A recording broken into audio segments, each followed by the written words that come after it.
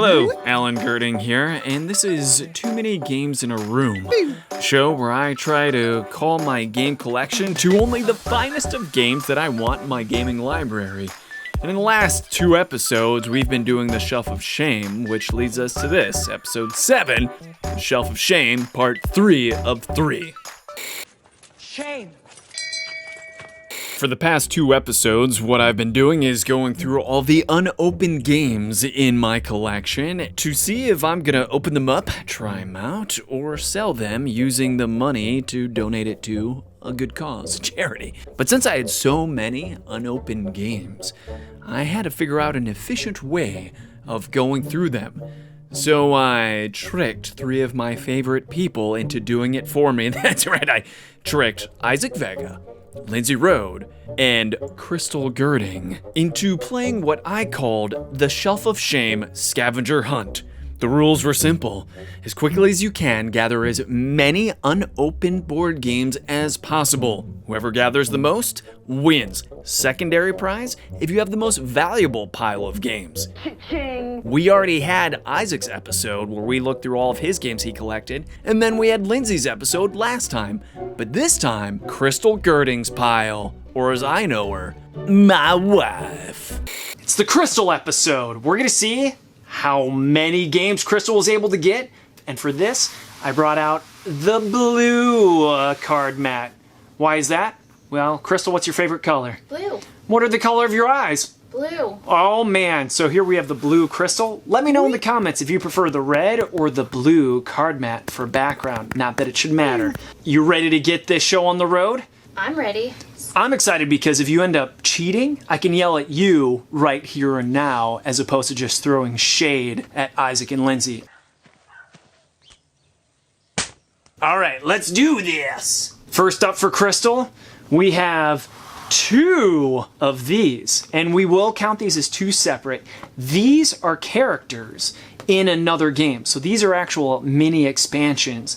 I don't even know what game this goes with, but I know it goes with something from Level 99 Games, which is Brad Talton, good guy. He came up with Level 99 Games. You can see their logo right here, if it ever focuses. So here's 2 separate characters for a game I don't even know what they go with, which means by default, we're gonna swipe left. Dino Dunk! From Twin City Games, a game by Cody Stevens. I honestly think the Dino Dunk enamel pins from Gen Con and Origins are the best ones. So I'm not sure if you know this, Crystol, but if you go to the conventions like Origins or Gen Con, a lot of the booths to help promote their games, they have enamel pins that you can buy, or sometimes they even give them away. Dino Dunk had these really awesome bedazzled dinosaurs. And what is it? Well, it's dinosaur basketball. But how do you play dinosaur basketball with a board game? Well, it's a dexterity game. So you have these adorable dinosaurs that you flick around, and they have different types of dinosaurs which have different abilities. So they have also a variable board where you can take this board and you can flip it over. So basically there's a ball that you're trying to get into their volcano. And I think the other side is more jungle themed. So 10 total dinosaurs for you to draft for your team and dominate the court. And there's 2 different game boards. Here's my thing. Not a huge fan of dexterity games in general. There's Crokinole, which is like the king of dexterity games. So would you be more likely to play Crokinole? And I think I'm saying that right. Or would you be more likely to play Dino Dunk? My answer is, I'd probably be much more likely to play Dino Dunk because it's adorable. Look at these dinosaur little discs that you get to use in the game. What are your thoughts, Crystol? My thoughts are that it looks adorable and fun and hilarious, but it's also not really my kind of game, so I'd probably rather see it going to a family that would play it together. Let's do it. Swipe left. Some lucky devils are going to get that game. Sherlock Holmes, Consulting Detective, Jack the Ripper, and West End Adventures. We already own the first Sherlock Holmes Consulting Detective game. And the cool thing about Sherlock Holmes the Consulting Detective, you can play it 1 player. Although I have a specific little rule about 1-player board games.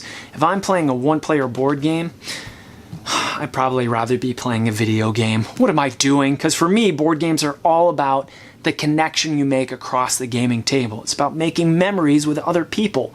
It's a social lubricant. But the good news with this, it plays 1 to 8 players.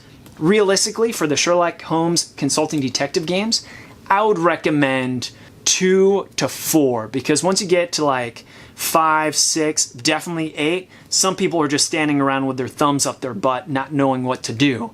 But what I like to do is I have one player be in charge of the map, another player is perhaps the narrator, someone is in charge of reading the newspaper, because basically in this game, you are solving a mystery and you decide which location to go to. So it's almost like a choose your own adventure, but imagine you go back and forth to different areas trying to solve clues. Really cool, really fun. But you know what, Crystal? As much as I like Sherlock Holmes Consulting Detective, we have to ask ourselves, is it the best one of these games? Because we also have Chronicles of Crime, Time Stories, and we even have Mythos Tales. Now the cool thing about Mythos Tales that I don't think this one does, in Mythos Tales you can get an object, and later on if you go to someone it will say, if you have object 3 then read this. This one doesn't do it. I think when you go to a location, the same people give you the same story, no matter who you've talked to previously or in advance.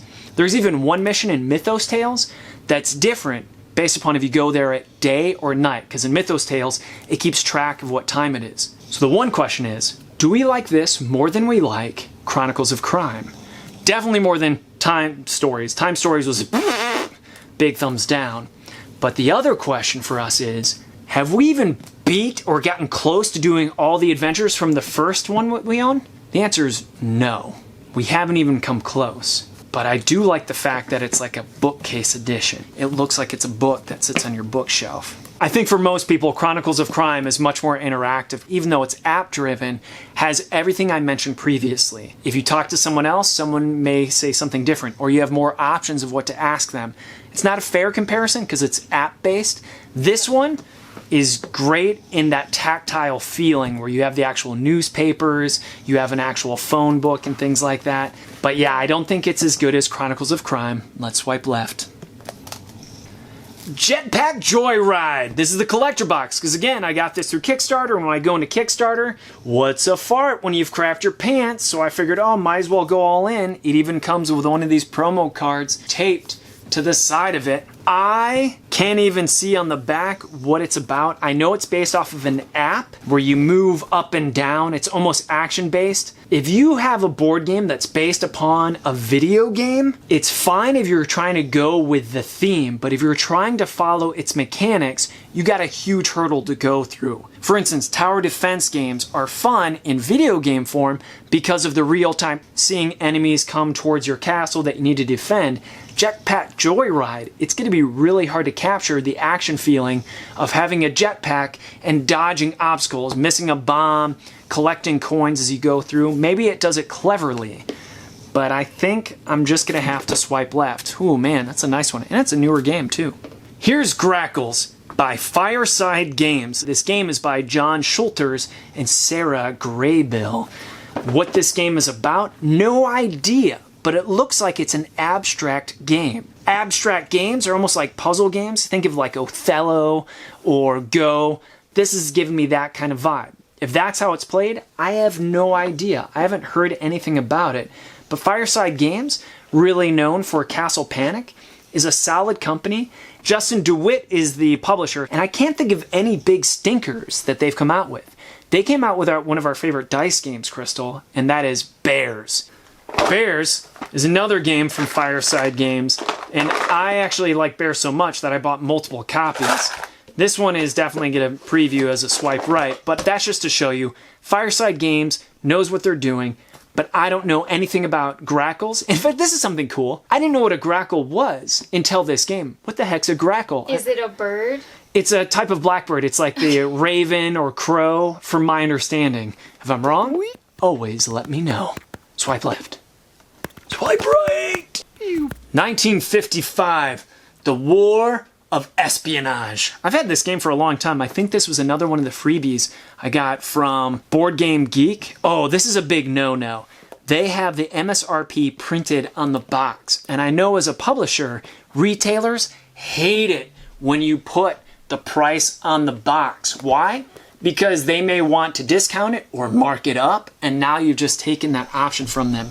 But I'm looking at the back of the box. The layout's not great because you can only see a little bit of what the game's about right here. It's only 2 players, which is appealing for couples. Is this giving you a, hey, I really want to open this and play it vibe, Crystal? It's not giving me that vibe. We'll swipe left. Err on the side of caution.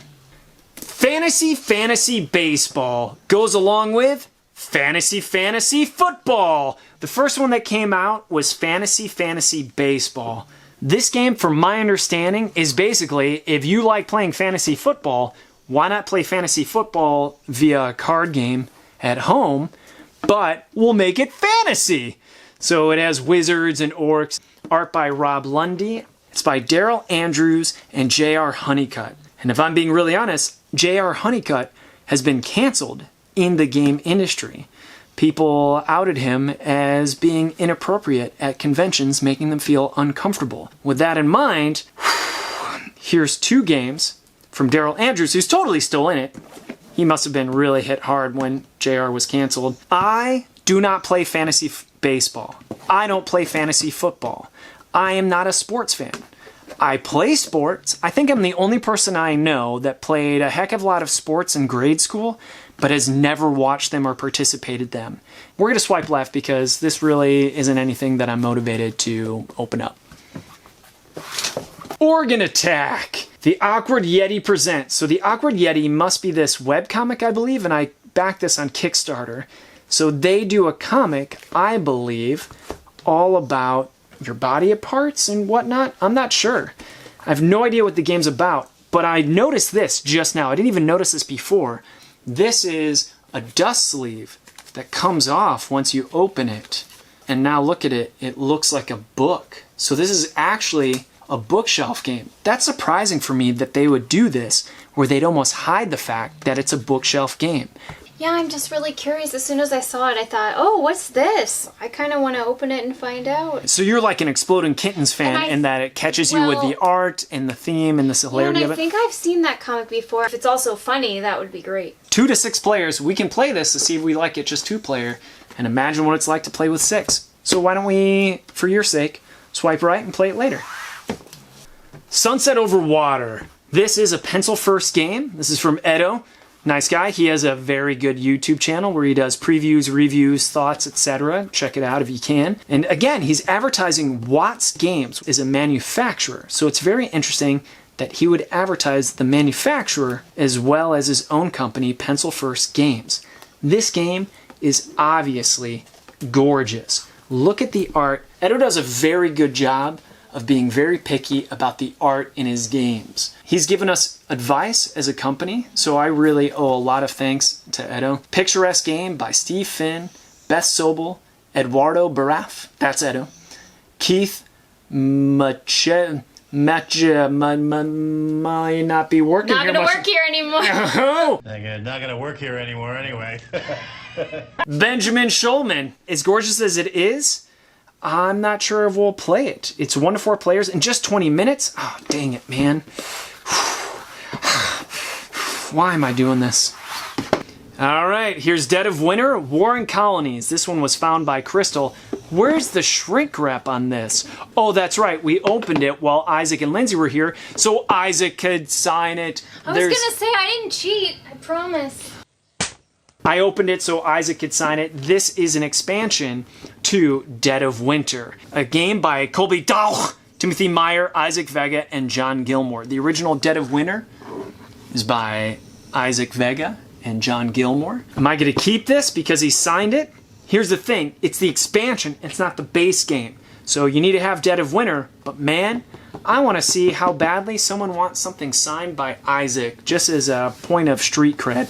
So let's see who gets this and for how much once we put it up on eBay.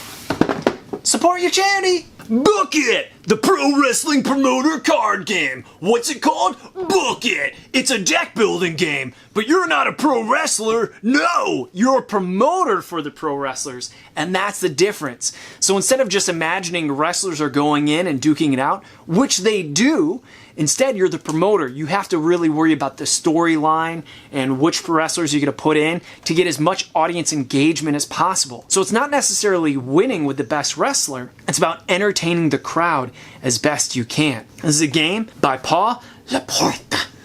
Paul was a guest on our podcast. Art by Alex Mahoney. I've heard good things, but we already have too many deck building games. Here's the real issue. I haven't been a pro wrestling fan since the late 90s. I think we're not wrestling fans enough. Maybe Delton and Haley from Malthouse Games would like this because I know they love wrestling. They don't have this game. They should get it. And here's another deck building game. Up for some world domination? Gamma Grunts. What? Game design by Josh Hipsher and Kyle Buhoinlin. You know what? I'm sorry, Kyle, because I know Kyle. Kyle is local here, and I've played games with Kyle. Kyle has played Two Rooms and a Boom at our local tabletop store, Recess Games. I have played this. I played this with Kyle at the Buckeye Game Fest, which is a local game convention in Columbus, Ohio. The Buckeye Game Fest at the Hyatt Regency at 350 North High Street in downtown Columbus. And it's a solid game. Is it my favorite deck building? And that's difficult because deck builders is a really competitive genre to get into. It does have some very interesting, unique mechanics for deck builders. I should get this signed by Kyle before I sell it. So we're gonna swipe left. Kyle, let's get you to sign that baby. Break free. Pick the lock to escape. Is this a board game? Or is this a toy? It's more of a toy than a board game. I was going to say, is this a board game or is this a laptop stand for when I have Zoom meetings?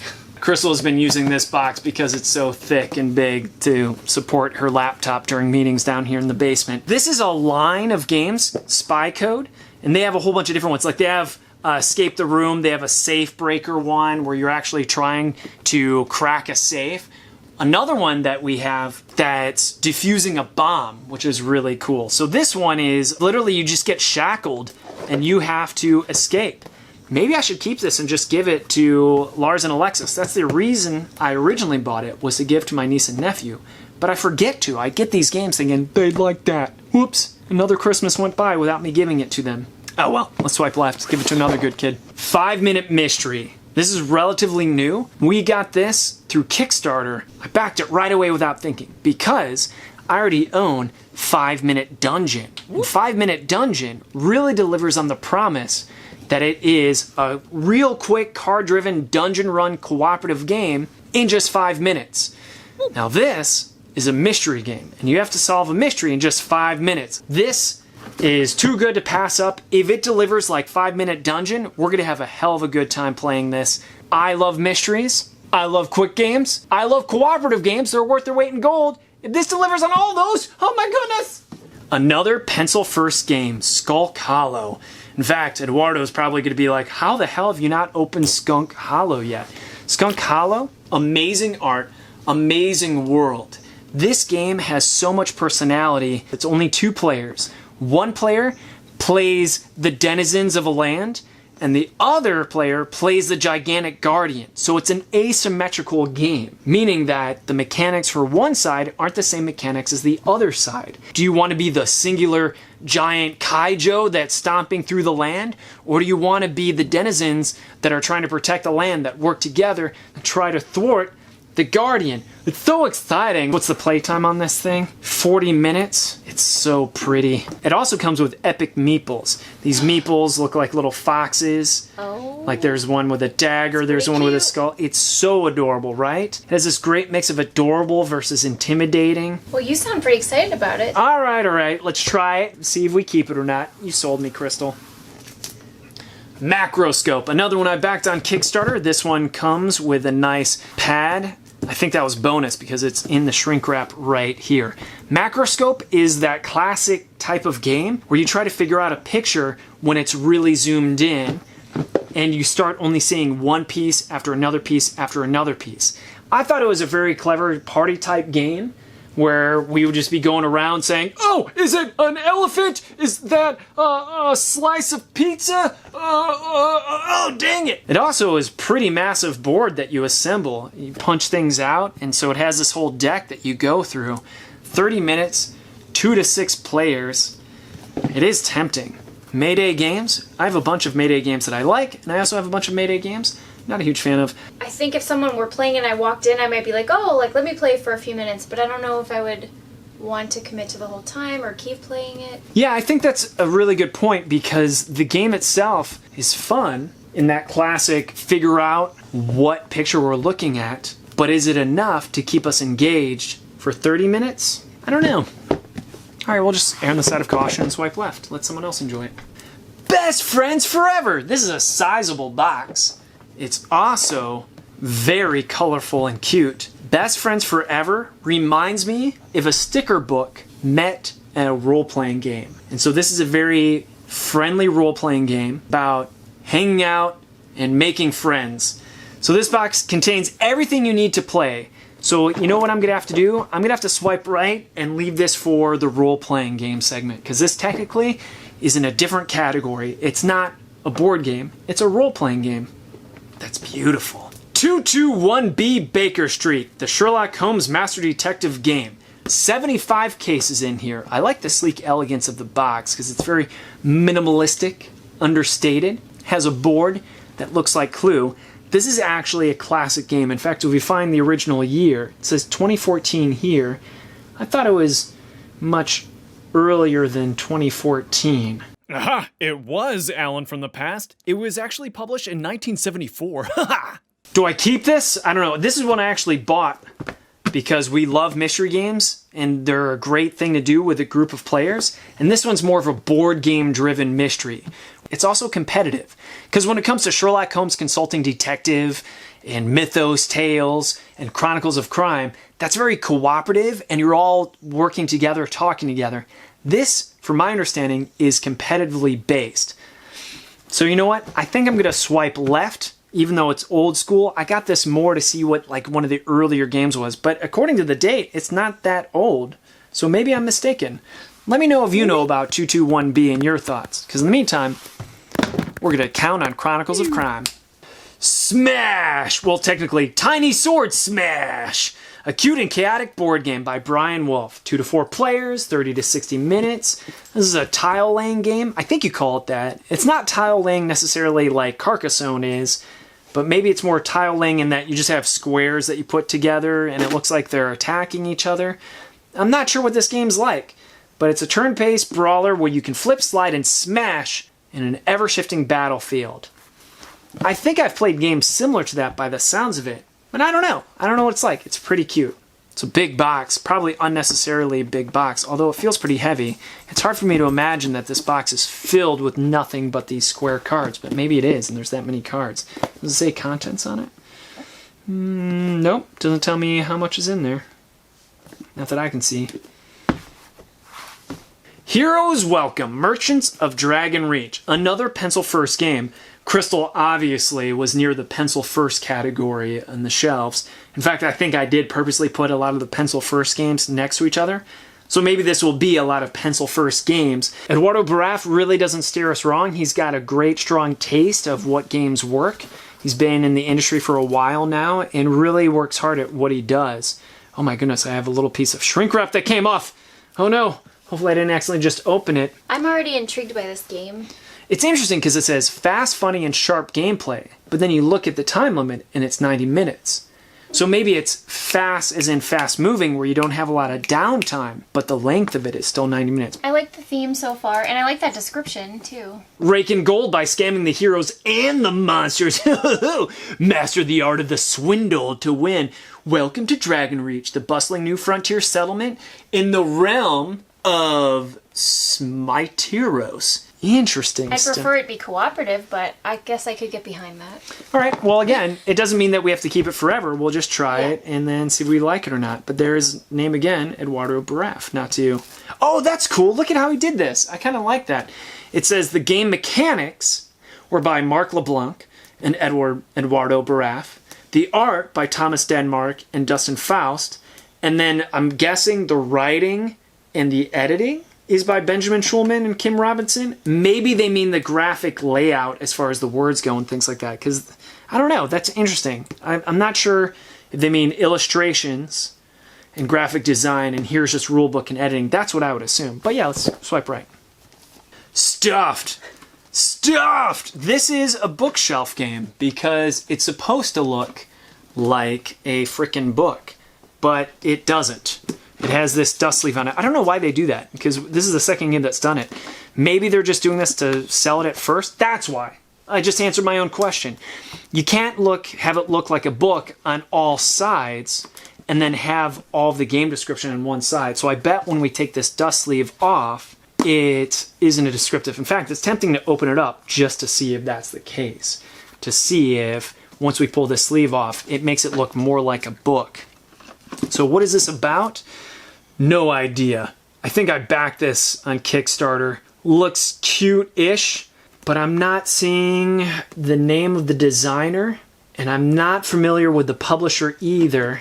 So I don't know how I got bamboozled into backing this on Kickstarter. Although I'm going to tell you right now, here's one thing that's a little intimidating to me, is I'm looking at these cards on this box back, and there's a whole bunch of icons at the top of these cards.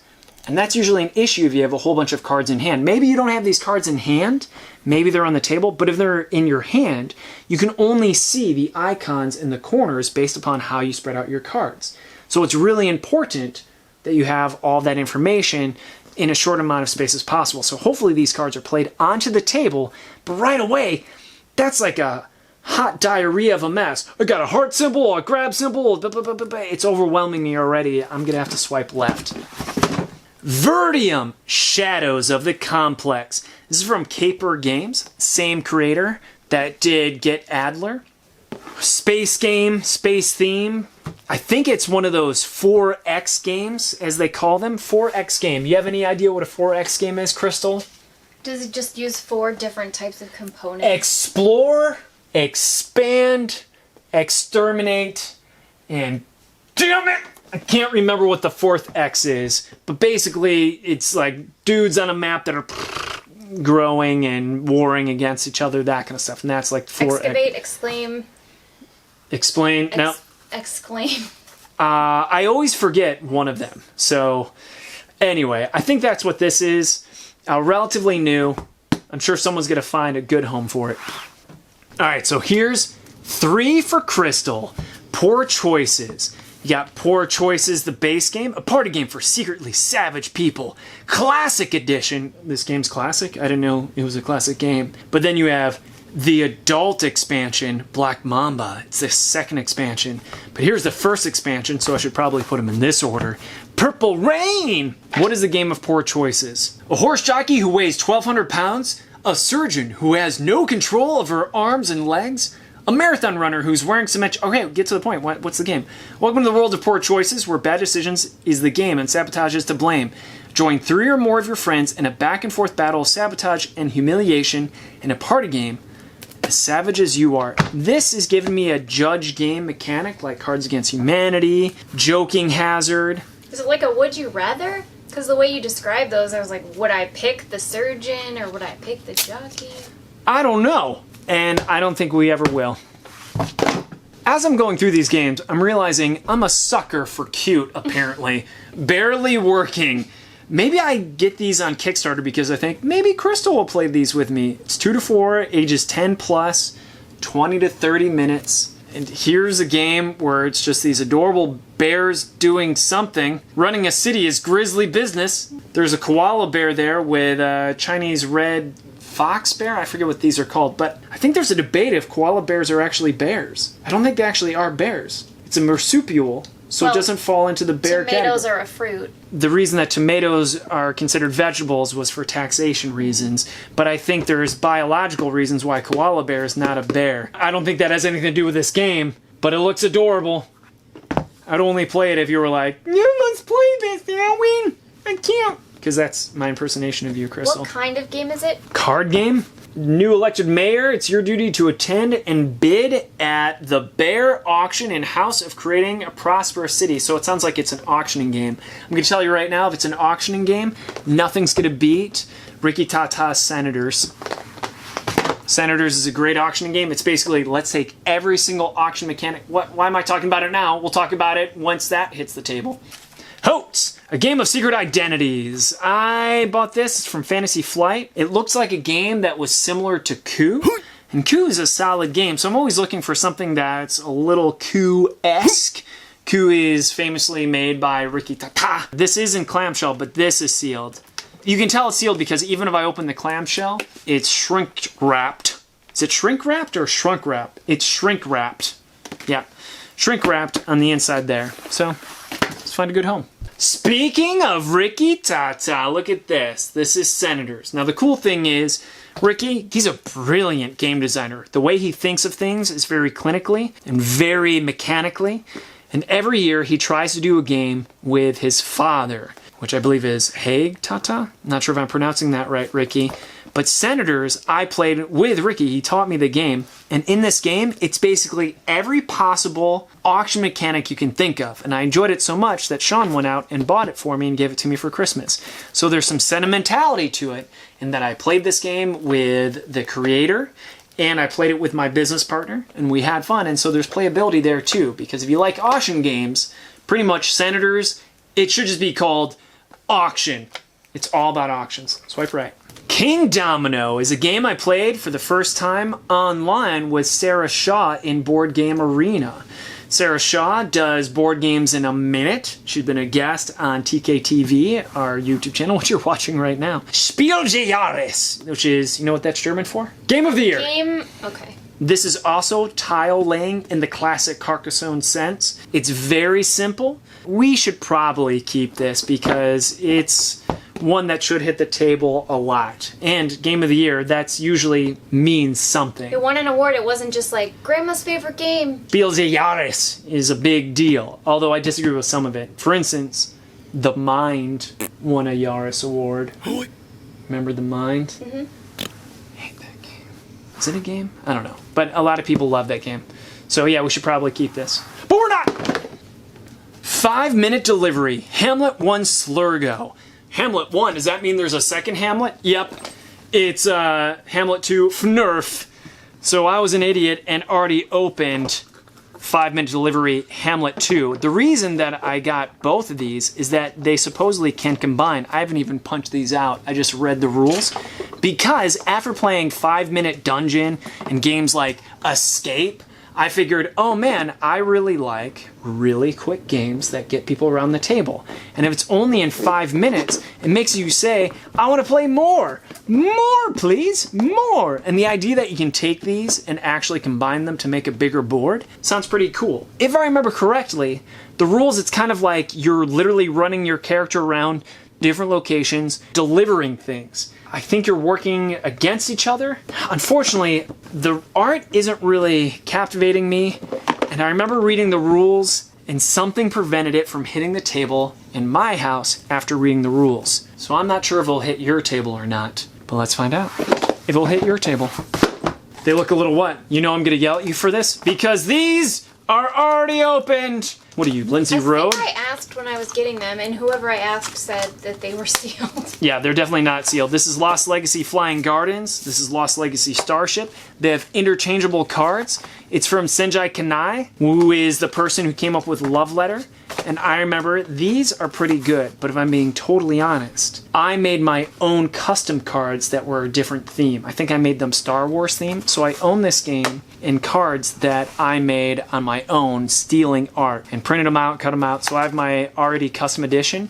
So let someone else have these. Now these don't count as points for you, Crystal, but I'm still gonna swipe left on these. Isaac's pile had Princess Bride, the Magic Pill. And here's the other two games that would go along with it. Princess Bride, A Battle of Wits. Inconceivable! Inconceivable! Can't drink the wine glass in front of me because you poisoned it. So this is trying to reenact that scene in the movie, Princess Bride, where one of the wine glasses is poisoned. Where is the poison? The Battle of Wits has begun. All I have to do is divine from what I know of you. Are you the sort of man who would put the poison into his own goblet or his enemies? Now, a clever man would put the poison into his own goblet because he would know that only a great fool would reach for what he was given. I'm not a great fool, so I can clearly not choose the wine in front of you. And then here is As You Wish, which is Wesley's line that he keeps on telling. I always want to say Robin Wright, but she's... Yeah, Robin Wright. As you wish. Oh, my sweet Wesley. As You Wish. So we already got rid of Magic Pill. Let's have these join Magic Pill, and we'll probably put them on eBay as a set of 3 instead of breaking them up. Loot Run! So Loot Run is a game by Yellow. A lot of people pronounce it I-L-O, which is fine, but it's a French company, and in France, I believe they pronounce it Yellow. So anyways, I have a whole bunch of these games, and this does scratch that collector's itch because this is like a standard size box that a lot of their games come in, and you kind of just want to collect them all and put them next to each other. And a lot of them are really solid, but we haven't played Loot and Run yet. I think the original reason that I bought it was because of that hoarding mechanism we have in our hearts, and it came out, this hoarding monster in me said, I gotta get them all. I want to get all of the Yellow games that are the same size and shape, so we have this whole collection of Yellow games. But I think the whole point of this show is defeating that hoarding tendency and letting someone else scratch that hoarding itch. Oh, speaking of which, here's one. This one's a little bit bigger than the last one we had. So this one isn't the same size as Loot and Run. It's a little bit bigger, but this is an expansion to the King of Tokyo. This is the Halloween collector pack. It comes with a Halloween character, I believe, and even Halloween dice. Ooh, Trick or Threat, says the back. I kind of think we should keep it. You want to keep it? Well, we haven't played King of Tokyo in a long time, but King of Tokyo is a classic. And here's the other thing, too, is that they came out with a new version of King of Tokyo where they changed the art, and so these old expansions aren't necessarily compatible with it anymore from my understanding because the art's different. But we do like King of Tokyo. It is classic. It's one of those games that I think a lot of people should own. So we're keeping regular King of Tokyo. You would like to keep regular King of Tokyo? The actual game. All right. Yeah. Well, this may get a pretty penny for... you know, why don't we hold on to this for another year? And then if this time next year, our wedding anniversary, if we have still not played King of Tokyo and no one has wanted to play the expansion, then we know. So this is like postponed until later on. Trials of Idness, a standalone dueling card game by Level 99 Games. Again, Level 99. In fact, those first 2 games that we came across, Crystal, I think they're expansions for this. Because this is basically like a fighting game. It is! Contains 10 fighters to master. So here is a fighting game. And they have an online version of this. So you can play this on your PC. I think you can download it through Steam. Don't quote me on that. I'm not sure. I'll look it up after the fact. So it's a fighting game via a board game and card game. I'm sure it's great. Trogdor, the board game. I had to get this because who didn't love Homestar Runner and Strong Bad back in the day? And that all-star breakout character of his that he drew? Trogdor the Burninator. Hey, Strongbad, can you draw a dragon? To begin, draw an S for snake. Next, we'll draw a more different S. Trogdor the Burninator. The video game where you stomp around killing people is just so fun. And look at these figures. Oh my goodness. The figures are so classic. You got Trogdor in there, which is crazy, and you have these villages and hamlets that you catch on fire. It looks very tactile, and it's the deluxe edition. I'm gonna swipe left unless you can tell me who is Strong Bad's pet / sidekick. I'll give you a clue. His name started with the. Its name. I don't know if it was he, she, they, them. The. Cheat. Herbaceous. Kickstarted this, pencil first game. Usually you see that. You know it's some quality going on here. Flavorful game by Steve Finn and others. Ooh, and look at this. It has a promo card pack that I got in Kickstarter that's in the shrink right there. Pretty nice. Gorgeous game. Look at all these plants. Again, he advertises the manufacturer. That's a really interesting choice. And this is so good that there's like Herbaceous, the dice game that I backed that has come out. In fact, why don't we add this to the Pencil First? Since Pencil First has been doing really well, I should probably open these, try them out, see if they're worth keeping. Let's swipe right. Sellswords of Olympus. Well, it's just not of Olympus. It just says Sellswords Olympus. Sellswords Olympus, I have played. Sellswords is a very basic game where you put the square tiles together. The tiny sword Smaaaash is what reminded me of Sellswords. And it's a solid game. And there's different versions of it. This one's Olympus. So this one has characters that are from Olympus, I'm assuming. So we're looking at Greek gods here. Solid game, but it doesn't hit my table enough. I think a lot of other people... Man, I'm bad at this. A lot of other people will enjoy playing it. Dungeoneer, Vault of Fiends, and Dungeoneer, Realm of the Ice Witch.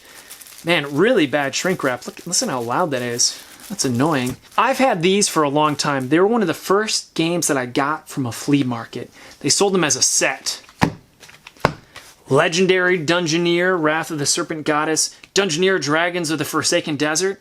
And I thought the premise sounded really cool, that you can have this dungeon diving experience with depth to it, with a card-driven mechanism. But after having this for, oh my god, 10 years maybe? I don't know. Obviously I'm not going to play it, because anytime I sit down and try to play it, it never happens. So we'll probably sell these for charity as a set, just like I bought them.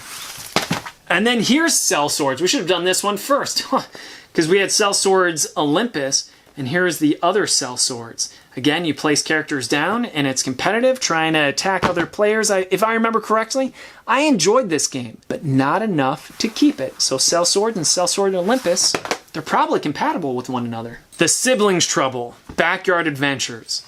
So Eduardo sent me this game recently, actually, because he said, oh, it's a storytelling game. And I told him my complaints about storytelling games. Like, they kind of cause you to ramble too much and they eventually make no sense whatsoever.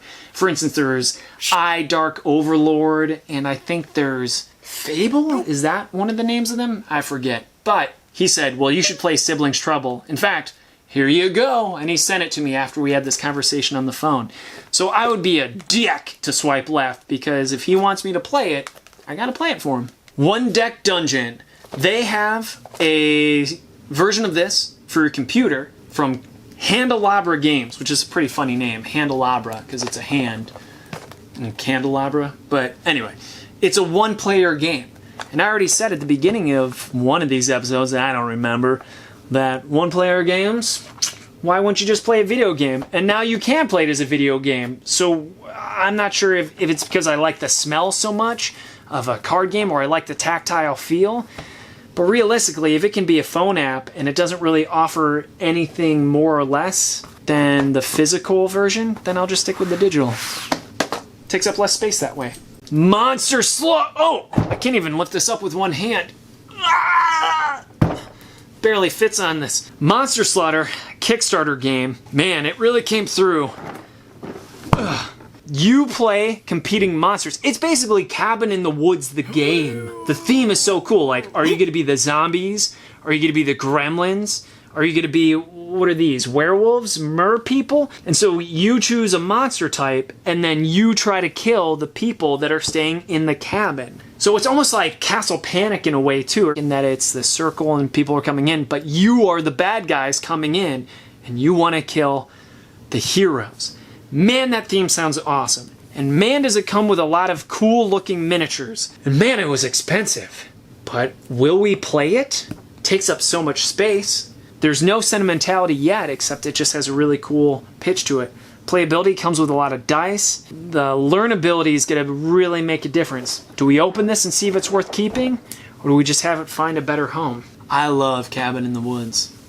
It is a really cool looking game. If we were going to play a big, heavy, long time to learn game, this would probably be it, just because it'd be worth knowing once. You know. Yeah, the setup is probably a to-do, but it says it plays in 45 minutes to 60 minutes. Yeah, why don't we give it a try, and then we can always get rid of it later.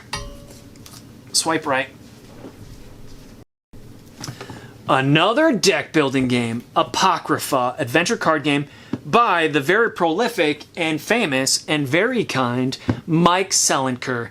Mike has been on our podcast. He hasn't come on a TKtv yet. We're going to have him on for one of the Playcast episodes. But Apocrypha is a deck building game. And this is a game that Mike said is actually scary. Because I said with my business partner, Sean McCoy, is it actually possible to be scared while you're playing a board game? And Mike Selenker said, yeah, I made a game just for that.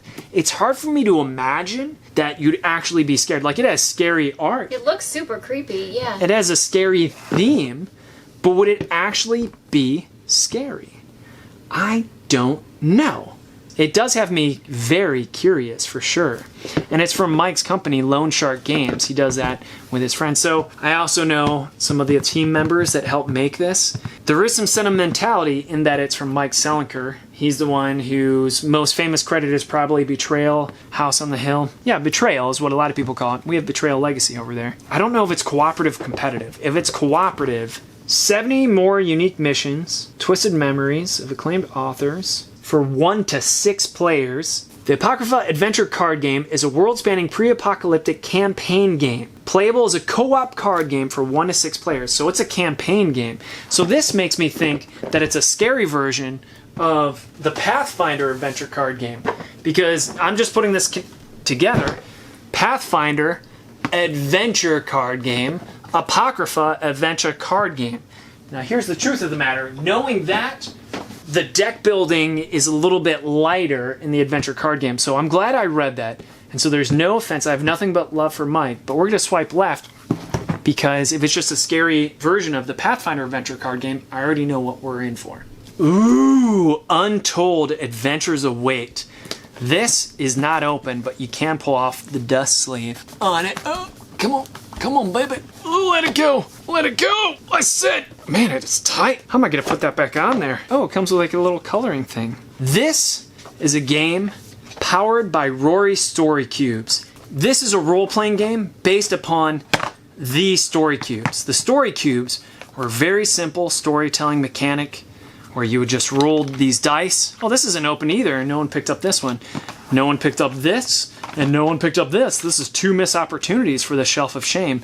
But I have played Rory Story Cubes before. You roll the dice, you tell stories, etc. So, a whole role-playing game built upon the idea that you use these cubes. This was developed from my friend Michael Fox. And Michael Fox, I owe a lot to, because Michael Fox had a podcast, The Little Metal Dog Show. And that inspired me a lot to become a game designer because he would just interview game designers. And I eventually had the Tuesday night podcast, and I just did the same thing that Michael did where I interviewed individuals. So, Michael, I owe a lot to, Michael Fox. But anywho, this is a role-playing game. So technically, I shouldn't even swipe left or swipe right yet. We should add this into the role-playing section.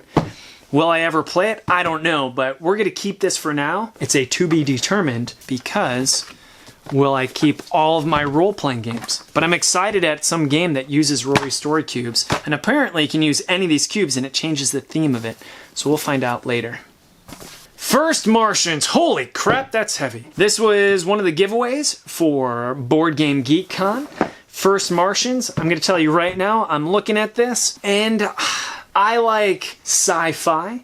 This doesn't look like sci-fi. This looks like science. 2 campaigns, 6 missions, adventures on the Red Planet. It looks like it would be really fun for someone else. Syshack, a game of hacking and corporate espionage. This is a hidden role game.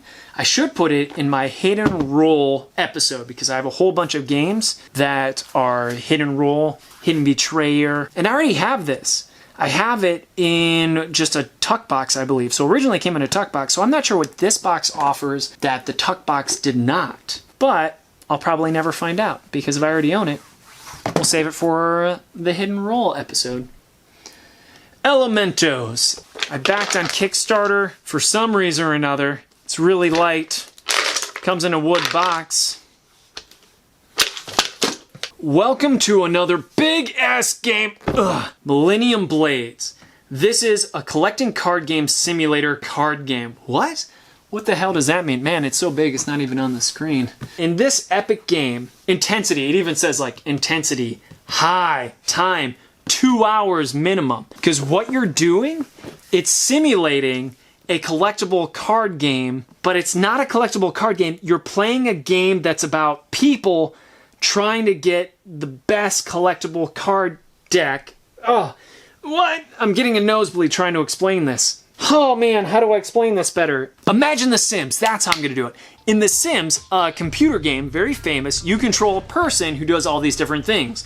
The game's not about going to your job at the hospital and saving people's lives. It's not about your job becoming an actor. It's not about you building a house. No, it's you, a person that has to live life. So this is kind of like Sims in that you play someone who's collecting cards. And there's a whole bunch of different genres combined. And the truth behind it is, Level 99 Games, they asked us if we wanted to have 2 rooms and a boom in the game and whatnot. And we wanted to, but we were too slow to send our files. So we missed out on being in the game. Bummer. But when you're looking at freaking 2 hours in a game this heavy, there's no way that this would hit my table. Let it find a really good home, because that is intense. I love this. Intense! Before the Earth Explodes by Green Couch Games. I already said I was going to give myself a pass on Green Couch Games because I want to be able to collect something. They all come in the same box size. We're going to find out how good it is. Swipe right. Unpub. The published, unpublished card game. Unpub is a con that's all around the country, and it's for wannabe game designers, or even some established game designers, where basically they pitch publishers their games. And it's also a playtest fest. So if you have a game that you're developing, you get to play untested games and give your 2 cents. This is by J.R. Honeycutt and Doug Lewandowski. Saga of the Northmen, Minion Games. Again, soft spot for Minion Games because that's James Matthews' company, rest his soul. Dudes on a Map, this may be a 4X game, not sure. It's not really giving me a whole I want to play it vibe. Is this something you want to play, Crystal? I don't think so. No, I don't think you would either. So we're going to swipe left on this and we're almost done with your pile. Nature of the Beast, Farm versus Forest. This is a game that uses a 3x3 grid against your opposition. That is an expansion for this game. Nature of the Beast, Prayer versus Polar. And look, I got it signed by the creators. Good guys from Eye Level Entertainment, but I haven't seen them in the biz for quite some time. I think they have kids. Oh my goodness, what is this? I used the box for one of my prototypes. Look at this, Crystal. We just discovered some treasure here. So this was like a little tableau that I made. So this is art that I drew, and apparently I was using the box to hold it. But man, it's all falling apart in here. Oh, I even have the prototypes because they wanted me to playtest some of it. So I playtested some, and there's a character in here based upon my suggestion. So man, I forget what character I have in here. It's all starting to come back to me. Oh, and look at these little thank you postcards they gave me. Obviously, I haven't taken good enough care of this. Haven't opened it in a long time. That's usually an indication that I should swipe left. But before I do, I need to go back into this game and see if I can remember what card I created for them that's in here. My goodness, I can't believe my memory is so shite. These things need to stick together. So we're going to go ahead and we're going to swipe right for now. I'm going to take a look into here and see what I can dig up. And the last one for the Crystal Pile, Chimera Station, designed by Mark Major. This is from Tasty Minstrel Games. Has what I think is not great graphic design, although it has this really neat mechanic by the looks of it, where you create these monsters, where you can have different heads, torsos, and feet, and so they combine with different powers, I believe. So it almost reminds me of like Spore, the video game, but here it's a board game type. But I'm looking at the playtime, and the playtime is 60 to 90 minutes. It has a pretty good gimmick going for it, but is the juice worth the squeeze? I'll never find out. Let someone at home tell me. Support a charity! And that's it for the Crystal Pile. Yay! How do you feel, Crystal? I feel good. Productive. You got through it. Do you think you won? without looking at the count? Man, that's tough. Just for fun, I'll say that I won. Yeah. Okay, just for fun. Who do you think has the most valuable pile? I'm gonna say right now, you. You know why? Chimera Station? Hand me that back again. Look at this. Chimera Station, big game. This is heavy, comes with all these plastic pieces. Ching, ching, ching, ching. Millennium Blades, huge game that's intense. That game was heavy, obviously not as heavy as Gloomhaven. I had a lot of heavy games, like physically heavy. And also, truth be told, you were moving your ass picking out games. Lindsey and Isaac were having fun, laughing, ha ha ha ha ha, telling stories, but you were just in it to win it. You were drooling with your competitive mouth. I'm gonna beat them. So I think you probably won them all. Maybe it's my love for you and I'm biased, but I think you got it, Crystal. Let's find out. So, did Crystal win? Well, the results are in. And the number of games that Crystal was able to capture in the Shelf of Shame scavenger hunt? 57. So was that enough to win? Well, let's review. In the first of 3 episodes, Isaac was able to get 54 games. Boom! Crystal smited Isaac's number. But what about Lindsey Rode? Lindsey Rode was able to grab 71 games. Wow, wow, wow, wow. So our winner for the Shelf of Shame episodes, Lindsey Rode. Yay! But what about who had the most valuable pile of games? For that, I want you, the viewer at home, to let me know. Mostly because I'm too lazy to add up all them games on my own. Strategically, you could probably just look at who had the single most valuable games and then just kind of ignore the cheap games. I don't know if that would work or not. Anywho, I hope you really enjoyed these Shelf of Shame episodes. And if you did, like this episode, subscribe or die. In fact, the best thing you can do is buy all our shit at our Tuesday Night Games website. We have our store active right now where you can buy all of our goods, Mothership, Two Rooms and a Boom, etc. Thank you so much for your time. I hope you enjoyed it as much as I enjoyed making it. Until next time, have fun, and we will come back with more Too Many Games in a Room.